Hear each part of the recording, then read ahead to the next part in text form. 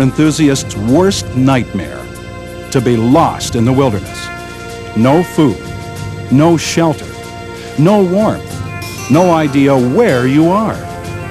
What would you do? Could you survive until help arrived? Well, today, we're going to witness an individual's struggle to survive in the wilderness. Who is that person, you might ask? Well, it's not Robinson Crusoe. No, it's not Gilligan either. It's this fellow. That's me, the great outdoorsman, and today we're accepting the outdoors ultimate challenge and learning to survive in the wilderness with only the clothes on our back and a knife. Are you sure, John? Those pockets look mighty full there. What do you got in there? Okay, fine. Here.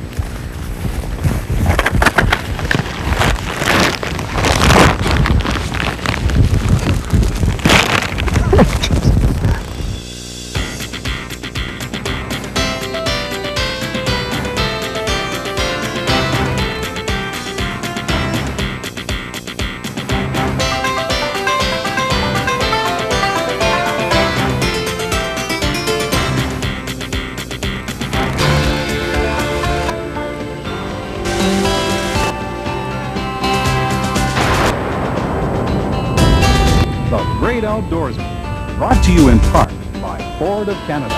Quality is job one. High-tech footwear and apparel for out there and beyond. Rapala by Normark, the world's #1 fishing lure. Columbia Sportswear, designed for style and versatility, engineered for fit and value.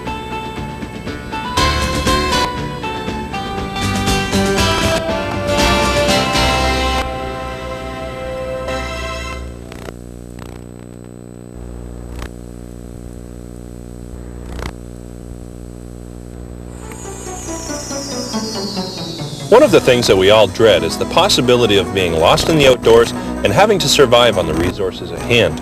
Now, while only a handful of folks will ever actually find themselves in this predicament, I thought it would be a great challenge to simulate those circumstances, and it would sure help us all to understand how resourceful we could be if we just knew what to do. So I called on David Arama. David's the chief instructor of the wilderness survival courses that are offered at Humber College in Toronto as part of Humber's continuing education program. We found a piece of crown land, wandered into the middle of the 200 acres, and began our simulation. Okay, David, so we're lost. What's the first thing that we're going to need to do to ensure our survival out here? Well, I think we actually have to admit that we're lost, and that's the first point, yeah. A lot of people have trouble doing that when they are actually lost. Most people never admit to themselves that they're lost. So what's the definition of it then? How do you know that you are truly lost? Well, if you're not sure where you are and you're unsure of where you're actually going to, then you're probably lost. And then what would you do at that point? Well, at that point, you should stay put. Why do you want to do that? Well, I think it's important to avoid some of the risks such that you would get from walking in circles and becoming completely exhausted. It would also be very difficult for the searchers to locate you if you just keep wandering. And what about this exhaustion thing? Well, most victims are found dead from exhaustion and hypothermia. Right. And that's because they never really stayed put. They Right. kept wandering. So if you stay put, I guess you're not going to burn that valuable energy. I guess you really need all of your physical abilities and your mental abilities too, eh? Exactly. It's really important if you don't have to stand, sit down, if you don't have to sit down, lie down, don't waste any calories whatsoever. Do as little as possible. Okay, well, I think we did the right thing. We're stopped. Yeah. Let's stay put and build a shelter. Build a shelter now. Why would you do that first? Wouldn't you go like look for food and stuff like that, or what? Well, you have to look at the priorities. You might last a few weeks without food. You could last for a few days without water. But without a shelter, if a storm comes up or the temperature drops, you may only last for a few hours. So it's crucial to build a good shelter. I'm with you. I like life. Let's make a shelter. Okay, let's look for a site. Okay, John, what we're going to do is put down some bedding first. Yeah. The best way to do that is to put some whole trees down to begin with. Now, we walked through a lot of areas and stuff. Why would you want to pick this particular area here? I mean, is there something special about this one? Well, it's well treed. It's got a lot of cover, so in case it snows or, it blocks the wind. It's got a lot of materials that are handy for building the shelter and for constructing a fire and everything else. Is this rock just a big wind stop or what? What we're going to try to do is we're going to build a small fire Yeah. against this rock and reflect the heat from the fire up into the higher area of the bedding in the back of the shelter here. Looky what I found, Dave. Oh, perfect. That'll How's that? fit right over here, act as a good reflector. It's a wee bit dirty. Okay. What do? Make a little ring here? Yeah, we want to make a bit of a border around the fire to stop the bedding from catching. That's always good, eh? Yeah, that helps. Yeah, that'll wake you up in a hurry. Yeah. Now, what's the importance of this rock? You mentioned a reflector and stuff like that. Yeah, for every hour we heat it up, it'll reflect and give off heat through the night. So it's fantastic. Yeah. That should be enough that we've gathered here for a while. Oh, definitely. Okay. You want to gather actually about 3 or 4 days of wood supply if you can, and start from as far away as possible. So that way when you get weaker after a few days, you've got a wood supply close by. Okay, what I'm trying to do here is create fire by friction. I'm going to spin this spindle as fast as I can. All right. And there you can see some smoke's coming out. Where'd you get all this stuff? This is a piece of what, the bow thing? Bow's made out of willow. Any green sapling will work. The spindle which I'm spinning is made out of basswood or cedar. And it'd be really easy to trip up right now running through the bush because that's your shoelace. That's right. Yeah, shoelace makes a good rope. Smells like cedar burning. And yeah, the baseboard's made out of cedar, or you can use tamarack or poplar or willow. Something's smoking there. Yep, we got an ember going. All right, got my little bird's nest here. What's this, just a bunch of bark and cattail fluff and everything? Yeah, bark, leaves, everything. Cattail fluff. Here's where you got to be careful. Yeah. Don't get smoke inhalation there. I never took first aid.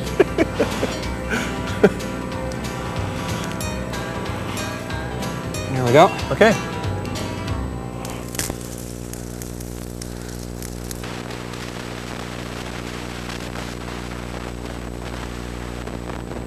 The tip of the week is brought to you by Columbia Sportswear. While we are showing you the worst case scenario today of being lost in the wilderness, it doesn't have to be that way. You can be prepared by putting together a survival kit in a fanny pack, which will really help you. A bandana has many uses. It can strain your water if it's muddy or silty. To signal for help, signal flares are a necessity. High-energy foods will help supplement your food supply. Beef jerky, trail mix, and dried soup mixes are good ideas to pack. It's a good idea to have some basic first aid supplies such as gauze, adhesive tape, and disinfectant. Finally, put everything in Ziploc bags to waterproof your supplies. The best advice I can give you is to be prepared. If you're going into the outdoors in a place where you think there might be the possibility of getting lost, make sure that you take a survival kit with you. Whew. I'm coming, Dave. Big trees, got hooked up on one. And what do you call this kind of shelter? Is this like a split level ranch, condominium? Well, not exactly. It's called an A-frame. If we put that ridge pole right on top of these two fork sticks, and just leave the end on the ground there or something? Yep, it'll all hold together without any rope or lashing. Here, how's that? Oh, it's sturdy. Excellent. Okay, what now? Okay, let's go get those ribs that we have cut over there. Okay. Pass them to you or Pass them over to me. Okay, great. So obviously this is to give the actual cover to the... Yep, now we're going to seal off the roof and sides of the shelter with these evergreen boughs.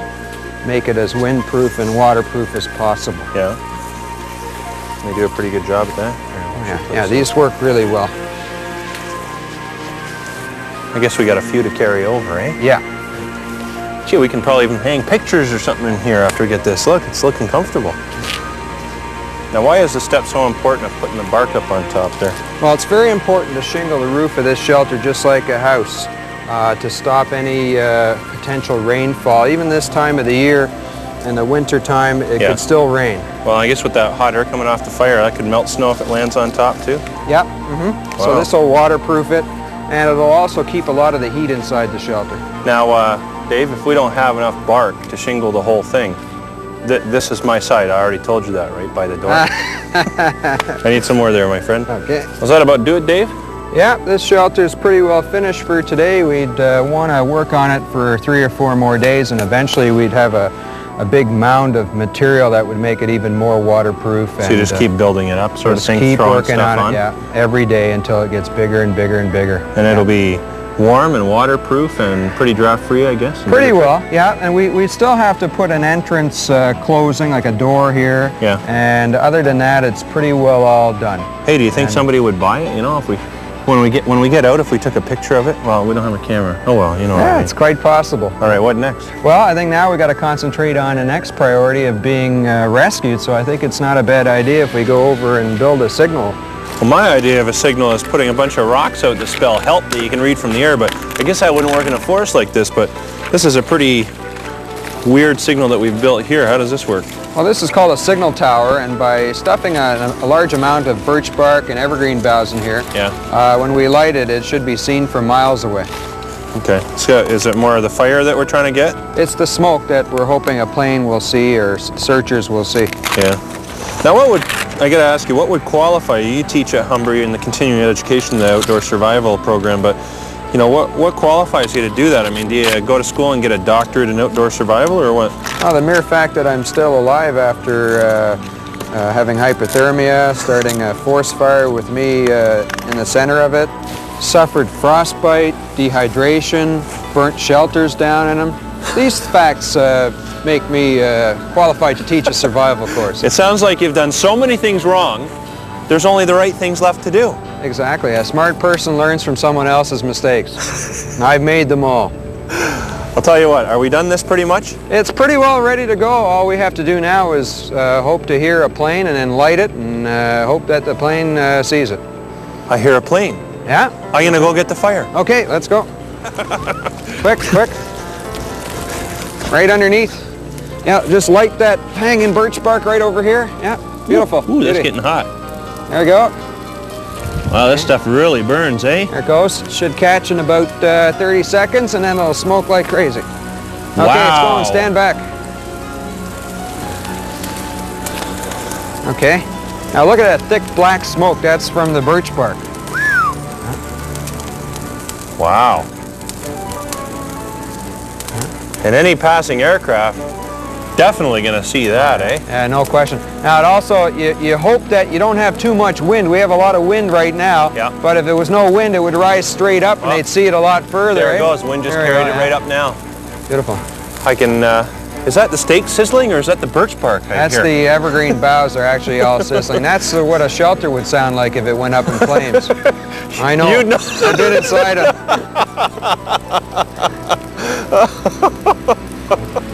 Oh, that sucker sure smokes, eh, Dave?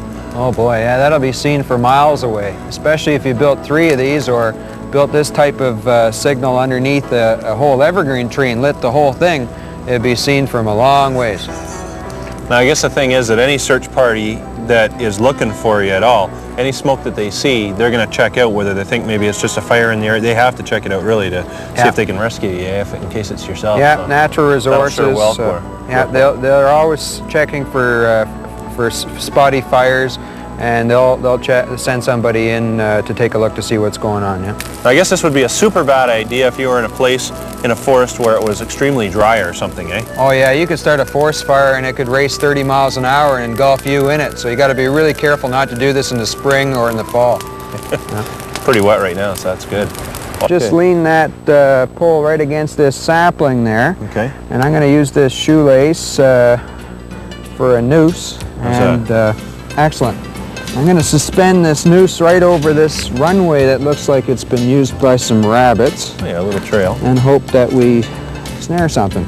Is that about the right size opening there? Yeah, that's a good size. It should be about a fist width and just about an inch or 2 off the ground at the most. Okay. I guess the idea is he's going to run along, put his nose in there, and, well, I guess it's either us or them. Yeah, we'll get Survival, you take what you can get, I guess, eh? Exactly. We'll get us some protein there to go along with our vegetables. Now, is that pretty important in survival, that you get some meat and stuff like that? It is, and hopefully we'll catch something which has a little more fat than a rabbit, like a porcupine or a raccoon or a skunk or something juicy. You gonna I'll tell you what, if it's a skunk or a porcupine, you can take it out. How's that? Sounds good. But a rabbit or a squirrel or something like that, I guess, fat and protein. And then what keeps this from dangling all around? Or does it just blow in the wind? Or it what? will. So what I've got to do is cut me a couple of small sticks Okay. to keep it in place. I guess you don't want this in the way, or else it won't go through there. Just take a couple of small twigs Right. and put them in the ground, Okay. and hopefully The ground isn't so frozen that we can't stick them in. that'll stay in place once it's sort of in there. Oh yeah. Right, like that, more or less. Now, would we check this every day? Yeah, we check it actually 2 or 3 times a day, Right. because if you don't, another predator might get in there and get it. Yeah, there you go. This is delicate part. Okay, but in the meantime, I guess we're gonna need some veggies. Yeah, it wouldn't hurt to go out and get some veggies and make some tea out of some of the evergreen trees here that are very high in vitamin C. Okay. Now the trick is, I guess you said to me earlier, edible doesn't mean palatable. That's right. There's 2 types of plants. There's gots tos and wants to. Sometimes you wants to eat them, and other times you're so hungry you gots to eat them. Oh boy, this is gonna hurt, I can tell. What do you call these again? These are known as sumac, staghorn sumac berries, Yeah. and you can make an exceptional tea out of this by boiling it up. It's very high in vitamin C. Yeah. Or you can make like a lemonade out of it. The native peoples used to use this. Okay, I'm gonna try this, okay? And you can even eat these fruiting bodies if you're really starving. Sort of tarty. Tastes like chicken. They're definitely tangy.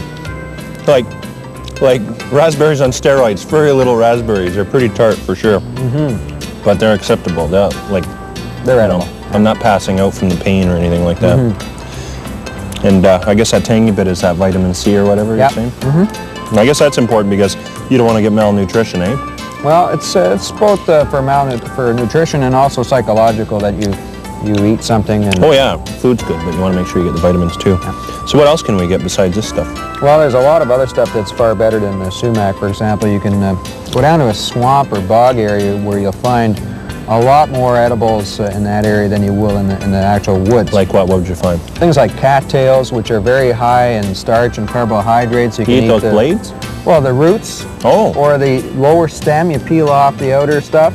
Or the pods. And there's also a yellow pollen, which you can use for a flour substitute to make bannock with. So there's a lot of uses to that. That's probably the supermarket of the wilderness, that plant.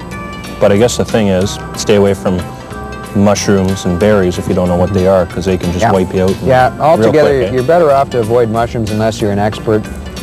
And berries, there's no general rule because some berries, animals and birds eat them, but they're not edible for humans. So you have to know them. If you're not sure, the general rule is don't eat them. Good advice. Well, we did everything.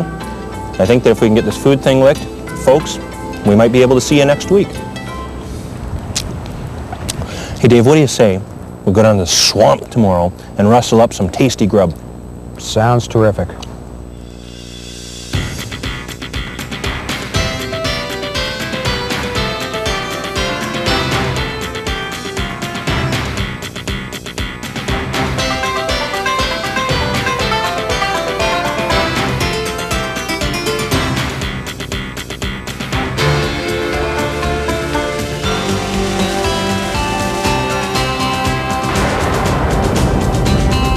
The Great Outdoorsman.